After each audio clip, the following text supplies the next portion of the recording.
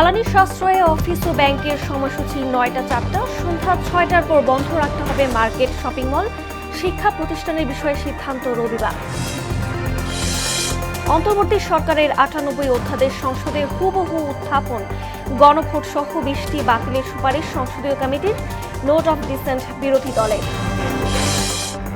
মধ্যপ্রাচ্যে যুদ্ধের কারণে বড় মৌসুমী ডিজেল সংকটে টাঙ্গাইলের কৃষকরা, চাষাবাদ নিয়ে দুশ্চিন্তা, এলপিজির দাম বাড়ল ৩৮৭ টাকা।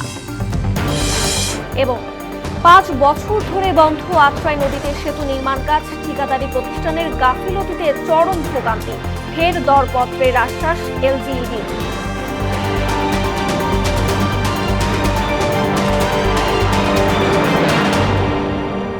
আসসালামু আলাইকুম, মোহনা সংবাদে সবাইকে স্বাগত। এতক্ষণ শুনছিলেন শিরোনাম, পুরো সংবাদের সঙ্গে আছে আমি রজনী রহমান। বৈশ্বিক জ্বালানি সংকটের প্রেক্ষিতে সরকারি বেসরকারি সব অফিসের নতুন সময়সীমা নির্ধারণ করেছে সরকার। মন্ত্রিসভা বৈঠক শেষে বৃহস্পতিবার মধ্যরাতে মন্ত্রিপরিষদ সচিব নাসিমুল গনি জানান, অফিস সময় ১ ঘন্টা কমিয়ে ৭ ঘন্টা নির্ধারণ করা হয়েছে। ব্যাংক ও আর্থিক প্রতিষ্ঠানে খোলা থাকবে সকাল ৯টা থেকে বিকেল ৩টা পর্যন্ত। ৬টার পর শপিং মল, দোকানপাট বন্ধ রাখার সিদ্ধান্ত হয়েছে। আর শিক্ষা প্রতিষ্ঠানে ক্লাসের বিষয়ে জানানো হবে রবিবার। আরও জানাচ্ছেন তাসিন তারিন। বৃহস্পতিবার রাত ৯:৩০টায় জাতীয় সংসদ সচিবালয়ের মন্ত্রিপরিষদ কক্ষে প্রধানমন্ত্রী তারেক রহমানের সভাপতিত্বে মন্ত্রিসভার বৈঠক বসে। সভা চলে প্রায় ৩ ঘণ্টা ব্যাপী। বৈঠকের সিদ্ধান্ত জানাতে সেখানে সংবাদ সম্মেলন করেন মন্ত্রিপরিষদ সচিব নাসিমুল গনি। জানান, বৈশ্বিক জ্বালানি সংকটের প্রেক্ষিতে সরকার বেসরকারি অফিস এবং ব্যাংক ও আর্থিক প্রতিষ্ঠানের নতুন সময়সূচি নির্ধারণ করা হয়েছে। বাণিজ্যিক অফিসগুলো আমরা কমিয়ে নিয়ে আসতেছি ১ ঘন্টা করে, ৯টার থেকে ৪টা পর্যন্ত অফিস চলবে, সকল অফিস। এটা সরকারি বেসরকারি সকল অফিস ৯টার থেকে ৪টা চলবে। ব্যাংকিংগুলো চলবে আওয়ার্স ৯টার থেকে ৩টা পর্যন্ত, ৪টায় ব্যাংক বন্ধ হয়ে যাবে। সন্ধ্যা ৬টার পর শপিং মল, দোকানপাট বন্ধ রাখার সিদ্ধান্ত নেওয়া হয়েছে এবং বিয়ে বাড়িতে আলোকসজ্জা বন্ধ রাখতে বলা হয়েছে। সকল ধরনের মার্কেট ৬টার পরে কোনো মার্কেট চলবে না। জরুরি যেটা অর্থবার্ষিকী সবার সবসময় যা থাকে সেগুলো খোলা থাকবে। কোনো রকমের বেসরকারি বিবাহ বা কোনো উৎসব উপলক্ষে কোনো আলোকসজ্জা করা যাবে না। শিক্ষা প্রতিষ্ঠানে ক্লাসের বিষয়ে সিদ্ধান্ত আসবে রোববার। শিক্ষা মন্ত্রণালয়ে যে বিভিন্ন জায়গায় যে চাহিদা আছে বিভিন্ন পর্যায়ে, সেটা বিবেচনা করে নিয়ে রোববার থেকেই কিছু আলাদা নির্দেশনা দেওয়া শুরু করবে। সরকারি কোনো নতুন যানবাহন ক্রয় করা হবে না বলেও সিদ্ধান্ত হয় মন্ত্রিসভা বৈঠকে। নতুন যানবাহন ক্রয় করা হবে না, কোনো জলযান ক্রয় করা হবে না, কোনো আকাশযান ক্রয় করা হবে না, কোনো কম্পিউটার সামগ্রী ক্রয় করা হবে না। তাহসিন তারিন, মোহনা সংবাদ, ঢাকা। অন্তর্বর্তী সরকারের আমলে জারি করা ১৩৩ অধ্যাদেশের মধ্যে ৯৮টি হুবহু সংসদে উত্থাপন করা হয়েছে। বৃহস্পতিবার ত্রয়োদশ জাতীয় সংসদ অধিবেশনে এটি পেশ করেন ১৩ সদস্যের বিশেষ কমিটির সভাপতি জয়নুল আবেদিন। এতে ২০টি অধ্যাদেশ বাতিলের সুপারিশ করা হয়েছে। প্রতিবেদনটি সর্বসম্মত হলেও ২০টি অধ্যাদেশের বিষয়ে নোট অফ ডিসেন্ট প্রদান করেছেন কমিটির বিরোধী দলীয় সদস্যরা। আরও জানাচ্ছেন উষা ফেরদৌস। বৃহস্পতিবার ত্রয়োদশ জাতীয় সংসদ অধিবেশনে সভাপতিত্ব করেন স্পিকার হাফিজ উদ্দিন আহমেদ বীর বিক্রম। এতে অন্তর্বর্তী সরকারের আমলে জারি করা ১৩৩ অধ্যাদেশের মধ্যে ৯৮টি হুবহু সংসদে উত্থাপন করা হয়েছে। এর মধ্যে ১৫টি সংশোধিত আকারে ও ১৬টি পরবর্তীতে যাচাই বাছাই এবং ৪টি এখনই বাতিল করার সুপারিশ করেছে সংসদের বিশেষ কমিটি। এটি পেশ করেন ১৩ সদস্যের বিশেষ কমিটির সভাপতি জয়নুল আবেদিন। এক অবিস্মরণীয় ১৩৩টির মধ্যে ২০টি অধ্যাদেশ উত্থাপিত হচ্ছে না, সে বিষয়ে নোট অব ডিসেন্ট দিয়েছেন বিশেষ কমিটির বিরোধী দলের ৩ সংসদ সদস্য। তারা দোকানগুলো বন্ধ করে দিয়ে প্রশ্নোত্তর পর্বে জ্বালানি মন্ত্রী বলেন, প্রতিটি পাম্পে যেই পরিমাণ তেল প্রতিদিন দেওয়ার কথা সেই পরিমাণ তেল পাম্পগুলোতে সাপ্লাই করা হচ্ছে। তবে ইরান ঘটনার পর থেকে হঠাৎ করেই বিক্রি বেড়ে গেছে। যে পেট্রোল পাম্পে যে পরিমাণে তেল দিতাম ১ দিন ১.৫ দিন লাগতো বিক্রি করতে, এখন ২ ঘন্টায় শেষ হয়ে যায়। সেই জন্য আপনার মানুষের যে প্যানিক বাইংটা শুরু হয়েছে, লাইন দেখা যায় কিন্তু পেট্রোল সাপ্লাই হয় না, এটা ঠিক না। পেট্রোল প্রতিদিন সাপ্লাই করা হয়। আরেক প্রশ্নের জবাবে ভারতে আদানি পাওয়ারের সঙ্গে সই হওয়া বিদ্যুৎ ক্রয় চুক্তি নিয়ে কঠোর অবস্থানের কথাও জানান জ্বালানি মন্ত্রী। ক্রমহ্রাসমান উৎপাদন ও আমদানিকৃত এলএনজি মিলিয়ে মোট গ্যাস সরবরাহের ঘাটতি থাকায় গ্যাসের সর্বোত্তম ব্যবহার নিশ্চিতকল্পে সংসদের বৈঠকে প্রশ্নোত্তর পর্বে দেশে 31টি সরকারি শিল্প প্রতিষ্ঠান লোকসানে আছে বলে জানিয়েছেন শিল্পমন্ত্রী খন্দকার আব্দুল মুক্তাদির। বন্ধ শিল্পের সংখ্যা অনেক এবং এই সমুদয় শিল্পের এমপ্লয়েবল নাম্বার যদি আমরা যোগ করি যে এখানে কি পরিমাণ লোকজনকে এমপ্লয় করা যেত এবং এটার মূল্য যদি হিসাব করি সম্পত্তির মূল্য, এটি লাখ কোটি টাকা ছাড়িয়ে অনেক দূর যাবে। দেশে বর্তমানে 15টি চিনিকল রয়েছে, যার মধ্যে 6টির মারাই স্থগিত রয়েছে বলেও জানান শিল্পমন্ত্রী। এই জায়গাতে আমাদের এই পর্যায়ে কোনো পরিকল্পনা আছে কিনা এটার জন্য আমার একটা নোটিশ প্রয়োজন। উষা ফেরদৌস, মোহনা সংবাদ, ঢাকা।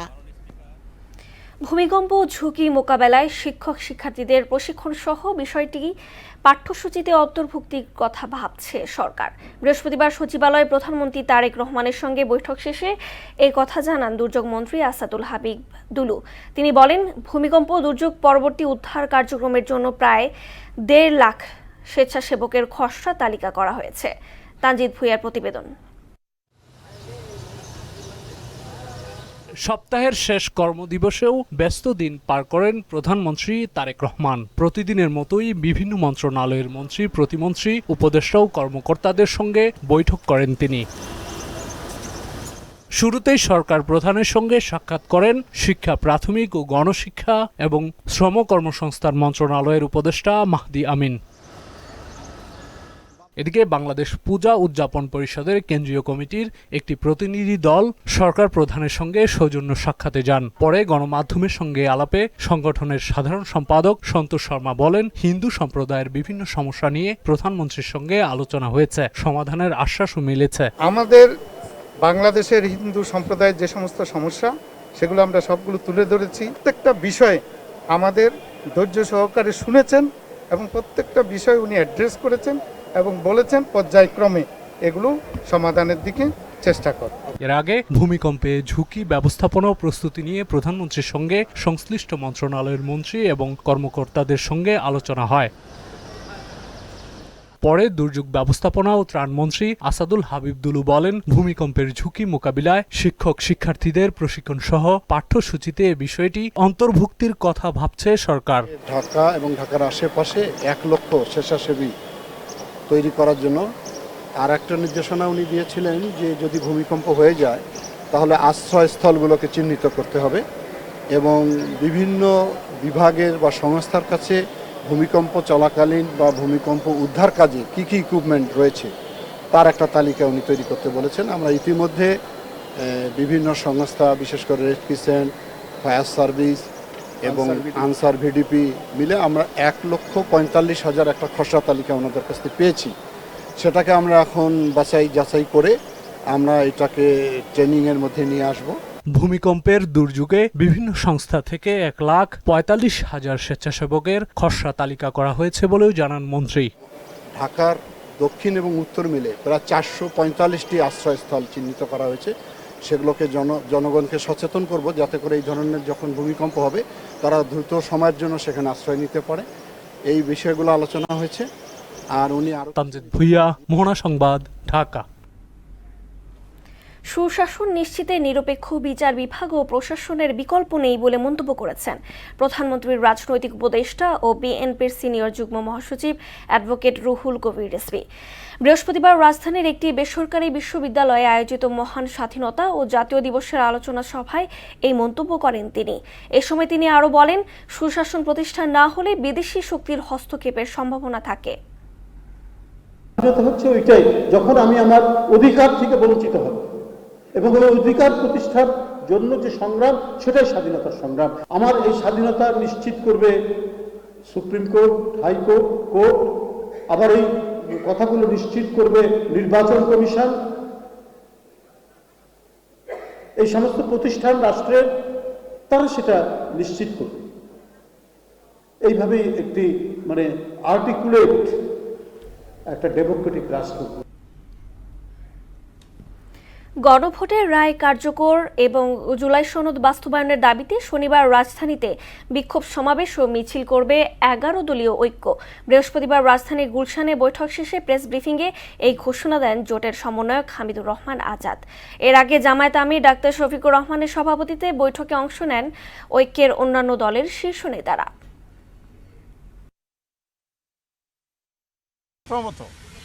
সংস্কারের মধ্য দিয়ে গণভোটের রায় বাস্তবায়ন করতে হবে। আর 2 নম্বর হচ্ছে, দেশে জ্বালানি সংকট চলছে, এখানেও সরকার চলচাতুরির অবলম্বন করছে। 11 দলের উদ্যোগে আগামী শনিবার 4 তারিখ ঢাকা রাজধানী বায়তুল মোকাররম উত্তর গেটে বিকাল 5টায় আমরা বিক্ষোভ সমাবেশ এবং মিছিল করব। মধ্যপ্রাচ্য যুদ্ধের কারণে বড় মৌসুমে ডিজেল সংকটে পড়েছেন টাঙ্গাইলের কৃষকরা। চাষাবাদ নিয়ে দুশ্চিন্তায় পড়েছেন অনেকে, কারণ সময়মতো সেচ দিতে না পারলে ব্যাহত হবে উৎপাদন। এতে ভবিষ্যতের জন্য অনিশ্চয়তা তৈরি হয়েছে। মীর আনোয়ার হোসেন টুটুলের প্রতিবেদন, জানাচ্ছেন মাহমুদ আক্তার।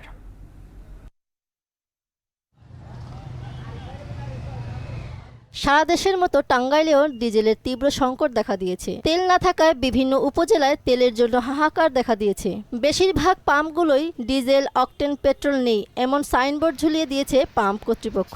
আর এতে বড় মৌসুমে অনিশ্চয়তার মুখে পড়েছেন কৃষকরা।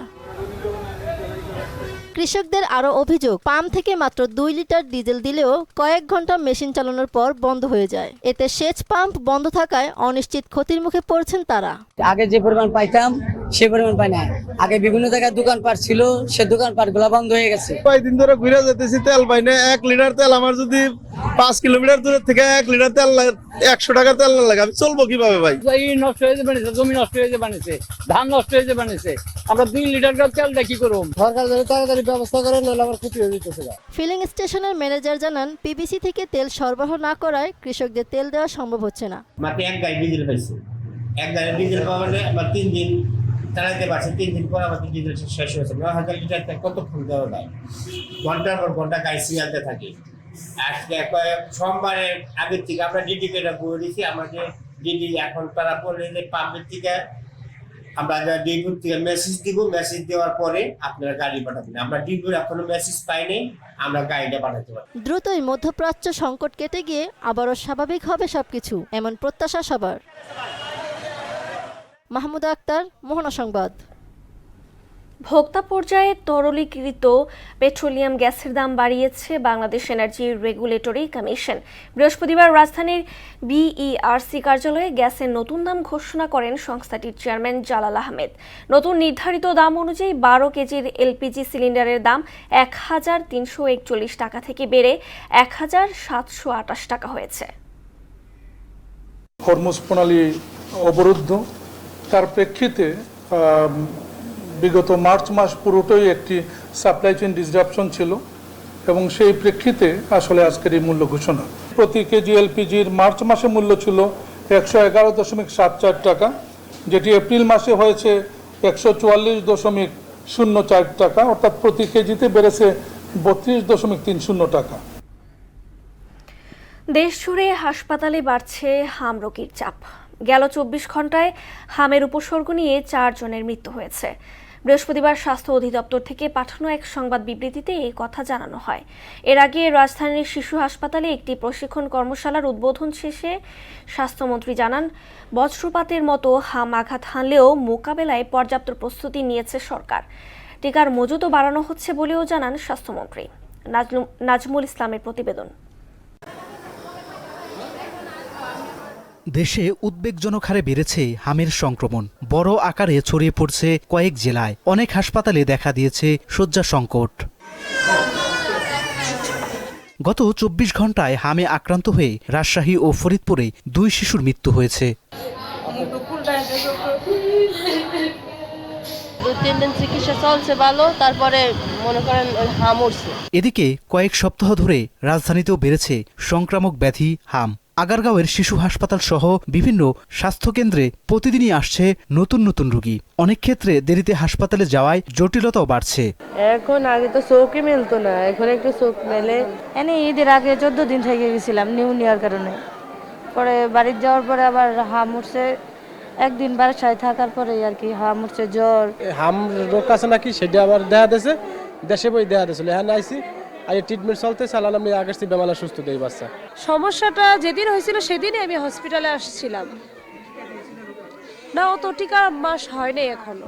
হামজনিত নিউমোনিয়া ও শ্বাসকষ্টের চিকিৎসায় বাবল সিপ্যাপ ব্যবহার নিয়ে আয়োজিত এক প্রশিক্ষণ কর্মশালায় স্বাস্থ্যমন্ত্রী বলেন, অনেকটা বজ্রপাতের মতোই এসেছে হাম, যদিও দ্রুতই টিকা সংগ্রহ সহ সার্বিক প্রস্তুতি নেওয়া হয়েছে।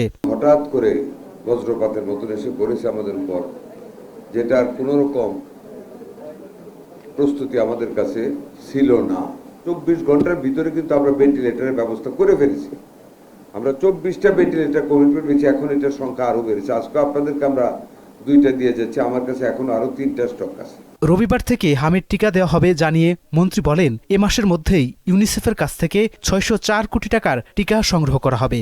ইউনিসেফ থেকে আমরা মিজাইলের টিকা সহ অন্য টিকা কালেক্ট করতে যাচ্ছি, which is against the money of 604 crores. Nazmul Islam, মোহনা সংবাদ, ঢাকা।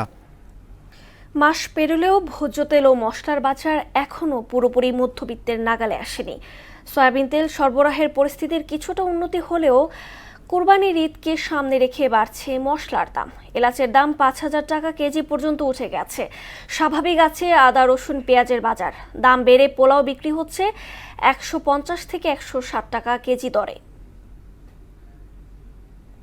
এই বিষয়ে আরো জানাতে রাজধানীর বাজার থেকে যুক্ত হচ্ছেন সহকর্মী এম.আর. আসাদ। আসাদ, আজকের বাজার পরিস্থিতি কেমন দেখছেন, বিস্তারিত জানাবেন আমাদের।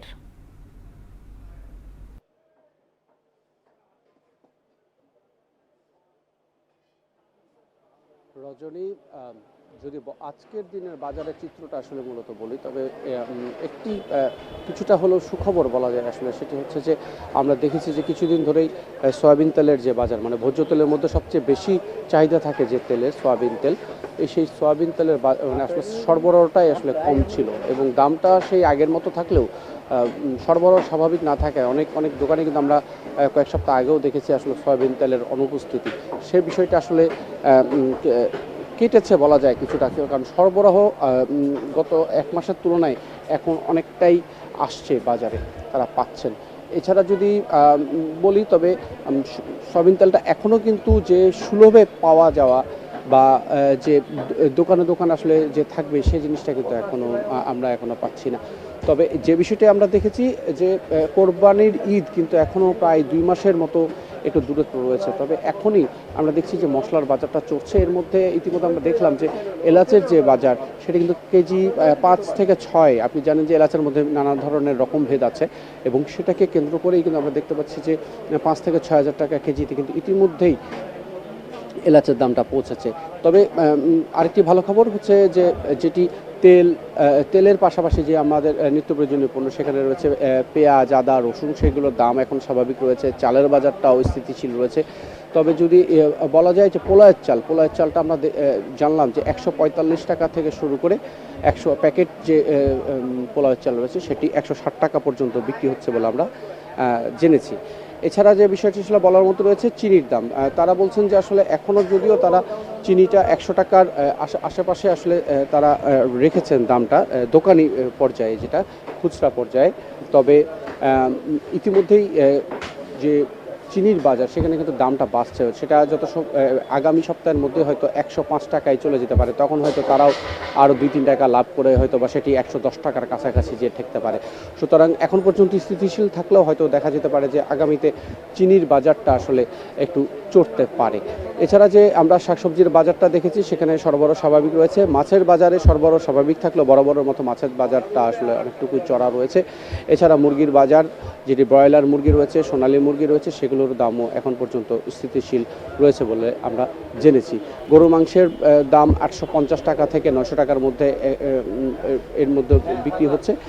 তবে আমরা দেখেছি যে অন্যান্য যেগুলো সিজনের যে মৌসুমি যে সবজিগুলো রয়েছে আসলে সেগুলোর দাম কিছুটা এখন বাড়ছে, কারণ এগুলো নতুন বাজার এসেছে। তো এখন পর্যন্ত আমার কাছে রাজধানীর বাজার ঘুরে এই তথ্যগুলোই ছিল। রজনী। আসাদ, আপনাকে ধন্যবাদ। নওগাঁ রাতরাই নদীর উপর সেতু নির্মাণ কাজ বন্ধ 5 বছর। ঠিকাদারি প্রতিষ্ঠান কাজ শেষ না করে চলে যাওয়ায় ভোগান্তিতে পড়েছেন স্থানীয় বাসিন্দারা। পুনরায় টেন্ডার করে জুনের মধ্যে বৃষ্টি চলাচলের উপযোগী করার আশ্বাস দিয়েছে এলজিইডি। মোহাম্মদ হাবিবুর রহমানের তথ্যচিত্রে জানাচ্ছেন আফরিন পপি। নওগাঁর মহাদেবপুর উপজেলার আত্রাই নদীর কালনা খেয়াঘাটে সেতুর নির্মাণ কাজ দীর্ঘদিন বন্ধ থাকায় নদীর দুই পাড়ের হাজারো মানুষ পারাপারের সুবিধা থেকে বঞ্চিত হচ্ছে। বিশেষ করে অসুস্থ রোগী ও শিক্ষার্থীদের নদী পারাপারে ঝুঁকি বাড়ছে। মেয়াদ শেষ হওয়ার পরও ঠিকাদার প্রতিষ্ঠান মেসার্স এসিএল MAHCL ডন কাজ অসম্পূর্ণ রেখে চলে যায়। এতে চরম ভোগান্তিতে পড়ছেন মহিষবাতান, কালনা, জিনতপুর ও খেজুর ইউনিয়নের মানুষ। উপজেলা স্বাস্থ্য কমপ্লেক্সে যেতে প্রায় 15 কিলোমিটার পথ ঘুরে যেতে হচ্ছে পার্শ্ববর্তী গ্রামের বাসিন্দাদের। ব্রিজটা দীর্ঘ 5 বছর থেকে হতে হতে কাজ এখন বন্ধ আছে। ব্রিজটা চালু হয়ে গেলে আমার দুই পার্শ্বের মানুষই ভালো চলাচল করতে পারবো। যত তাড়াতাড়ি হয় তত তাড়াতাড়ি আমাদের সুবিধা হবে এলাকা গ্রামবাসীর জন্য। নদীর ওই পারে এই পারের লোকের চলাফেরার জন্য খুবই মুশকিল। ঘাট পার হতে দেরি হয়, তাই জন্য ব্রিজটা হলে খুব সুবিধা হয়। ব্রিজটা কাজ বন্ধ হয়ে গেছে, কন্ট্রাক্টররা সব পালায় চলে গেছে। বারবার তাগাদা দিয়েও ঠিকাদার কাজ শেষ না করায় পুনরায় টেন্ডারের মাধ্যমে জুন মাসের মধ্যে সেতুটি চলাচলের উপযোগী করার কথা জানান এলজিইডির প্রকৌশলী। আমরা আশা করছি এটা সময়বর্ধিতকরণ করলে এটা জুন 2026-এ শেষ হবে। ঠিকাদারের সাথে যোগাযোগ করা হয়েছে, যদি এই ওনাদের সময়ের মধ্যে যদি ওনারা কাজ সমাপ্ত করতে পারে তাহলে কন্টিনিউ হবে প্রজেক্ট, নাহলে আমাদের ঠিকাদারি ক্যান্সেল করে নতুন করে আবার করব। স্থানীয়দের দাবি দ্রুত সেতুর নির্মাণ কাজ শেষ করা হোক। আফরিন পপি, মোহনা সংবাদ। টাঙ্গাইলের মির্জাপুরের গোরান সাটিয়াচড়া প্রতিরোধ যুদ্ধ দিবস আজ। মির্জাপুরের অদূরে হানাদার বাহিনীর বিরুদ্ধে প্রথম প্রতিরোধ গড়ে তোলা হয় এই দিনে। 1971 সালের 3 এপ্রিল এই প্রতিরোধ যুদ্ধে 29 জন ইপিআর সহ 151 জন নারী পুরুষ পাক সেনাদের হাতে নিহত ও আহত হয়েছিলেন। দেশ স্বাধীনতার 55 বছরেও ঢাকার বাইরে মির্জাপুরে প্রথম প্রতিরোধ যুদ্ধের স্থান গোরান সাটিয়াচড়ায় বধ্যভূমি এবং শহীদদের গণকবর সংরক্ষণ হয়নি। তবে প্রশাসনের পক্ষ থেকে গণকবর ও বধ্যভূমি সংরক্ষণ সহ শহীদ পরিবারের সদস্যদের সার্বিক সহযোগিতা দেওয়ার আশ্বাস দেন উপজেলা নির্বাহী কর্মকর্তা। গণকবরটি আমরা শীঘ্রই মার্কিং করে দিব এবং আমাদের যেটা স্মৃতিসৌধ আছে ওখানে আমরা কিছু সংস্কার কাজ করব। এছাড়া আপনারা জানেন যে প্রতি বছরের ন্যায় এবারও আমাদের এখানে শহীদদের প্রতি এই যে আমাদের শহীদদের স্মৃতির কথা চিন্তা করে আমরা এখানে পুষ্পস্তবক অর্পণ করব এবং আমাদের আলোচনা সভা এবং দোয়া মাহফিল অনুষ্ঠিত করব। এবার সারা দেশে অনুষ্ঠিত সভা সমাবেশ নিয়ে প্রতিনিধিদের পাঠানো তথ্য চিত্রে desk report. Bandarban Chakma civil society এর আয়োজনে পার্বত্য জেলা পরিষদে চাকমা জনগোষ্ঠীর একজন প্রতিনিধির দাবিতে সংবাদ সম্মেলন অনুষ্ঠিত হয়েছে। সড়ক দুর্ঘটনায় খুলনা বিশ্ববিদ্যালয়ের আইন বিভাগের শিক্ষার্থী মমিতা হালদার নিহতের ঘটনায় নিরাপদ সড়ক ও বিচারের দাবিতে কর্মসূচি পালন করেছে বিদ্যালয়ের শিক্ষক ও শিক্ষার্থীরা। নওগাঁ সদর উপজেলার ইনায়েতপুর দাখিল মাদ্রাসার সুপার মাওলানা নাজমুল হকের উপর হামলার প্রতিবাদে মানববন্ধন করেছে কর্মচারী ও শিক্ষার্থীরা। নাটোরের বড়াই গ্রামে পাটসহ বিভিন্ন ফসলের উৎপাদন বৃদ্ধি এবং প্রযুক্তি নির্ভর চাষাবাদে কৃষকদের উদ্বুদ্ধ করতে 5000-এর বেশি কৃষকের মাঝে বিনামূল্যে উন্নত মানের বীজ বিতরণ করা হয়েছে। চাঁপাইনবাবগঞ্জে হামের প্রাদুর্ভাব নির্মূলে টিকাদান কর্মসূচির সফল বাস্তবায়নে করণীয় নির্ধারণ বিষয়ক আলোচনা সভা অনুষ্ঠিত হয়। সভায় প্রধান অতিথি ছিলেন রাজশাহী বিভাগের কমিশনার ডক্টর আনম বজলুর রশিদ। মাহমুদ আক্তার, মোহনা সংবাদ। আন্তর্জাতিক প্রসঙ্গ। ইরান জুড়ে অব্যাহত রয়েছে যুক্তরাষ্ট্র ইসরায়েলের তাণ্ডব। কারাজ শহরে একটি ব্রিজে চালানো হামলায় প্রাণ গেছে অন্তত 8 জনের, আহত হয়েছেন শতাধিক। হামলা চালানো হয় আহবাজ শহর ও ইস্পাহান প্রদেশের 2টি ইস্পাত কারখানাতেও। তেহরানের পুরনো একটি চিকিৎসা গবেষণা কেন্দ্র ফেলা হয়েছে বোমা। এদিকে ইসরায়েলে নতুন করে আবারও হামলা চালিয়েছে ইরান। যুদ্ধ শুরুর পর এই নিয়ে 91 দফায় ক্ষেপণাস্ত্র ছুড়েছে ইরানের Islamic Revolutionary Guard Corps IRGC। রাজধানী তেল আবিব ও ইলিয়াত শহর লক্ষ্য করে চালানো হয় এই হামলা। খেলার খবর ক্রিকেট। ঢাকা প্রিমিয়ার লিগের সংকট সমাধানে ঢাকার সকল ক্লাবকে বৈঠকের আমন্ত্রণ জানিয়েছে CCDM। মিরপুরে আগামী 8 এপ্রিল দুপুর 12টায় শুরু হওয়ার কথা এই বৈঠক। তবে ঢাকার ক্লাব সংগঠকরা আলোচনায় অংশ নেবেন কিনা সেটা নিয়ে শঙ্কা রয়েছে। এর আগে সামাজিক যোগাযোগ মাধ্যমে লিগ বন্ধ থাকায় হতাশা প্রকাশ করেছেন ক্রিকেটাররা। মূলত ঢাকার ক্রীড়া সংগঠক এবং বোর্ডের সঙ্গে সবশেষ নির্বাচন নিয়ে দ্বন্দ্ব।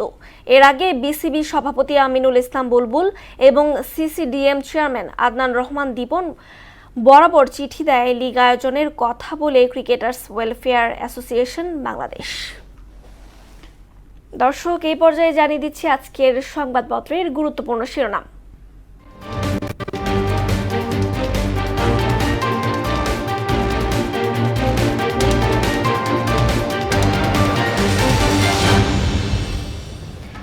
দর্শক, শুরুতেই জানিয়ে দিচ্ছি প্রথম আলো সংবাদপত্রের শিরোনাম। কার্যকারিতা হারাচ্ছে অন্তর্বর্তী সরকারের 20 অধ্যাদেশ। 56 জেলায় হাম ছড়িয়েছে উদ্বিগ্ন বিশ্ব স্বাস্থ্য সংস্থা। দৈনিক ইত্তেফাক। গণভোট গুম প্রতিরোধ সহ 16 অধ্যাদেশ এখন পাশ হচ্ছে না। বিরোধী দলীয় নেতা ও স্বরাষ্ট্রমন্ত্রীর পাল্টাপাল্টি বক্তব্যে সংসদে উত্তাপ। সমকাল শিরোনাম করেছে গণভোট বিচার বিভাগ সংস্কার গুম প্রতিরোধ অধ্যাদেশ বাদ। ক্ষমতা বৃদ্ধির অধ্যাদেশ আইন হচ্ছে জবাবদিহি বৃদ্ধির গুলো বাদ যাচ্ছে। বাংলাদেশ প্রতিদিন। যেখানেই প্রতারণা সেখানেই ইউনূস সরকার। আমিরাতের প্রেসিডেন্টকে প্রধানমন্ত্রীর চিঠি। রোম হর্ষক তথ্য বেরিয়ে আসছে জিজ্ঞাসাবাদে রিমান্ডে 3 সেনা কর্মকর্তা। যুগান্তর শিরোনাম করেছে সংবিধান সংস্কার পরিষদ ইস্যু, সংসদের উত্তাপ রাজপথে। জ্বালানি সাশ্রয়ে অফিস 9টা 4টা। পাহাড়ি ঢল নয়, এবার জলবদ্ধতা, হাওরে কৃষকের কান্না। সংসদে বিশেষ কমিটির রিপোর্ট, অনুমোদন পাচ্ছে না গণভোট দুদক সহ 20 অধ্যাদেশ। সর্বশেষ জানিয়ে দিচ্ছি দ্য ডেইলি স্টারের শিরোনাম। Key reform ordinances left to expire, as special committee places report on 133 ordinances issued by interim government. Austerity measures, office hours now 9 to 4, shops to close by 6. এই ছিল সংবাদপত্রের গুরুত্বপূর্ণ শিরোনাম। শেষ করব মোনা সংবাদ, যাবার আগে শিরোনামগুলো আরো একবার।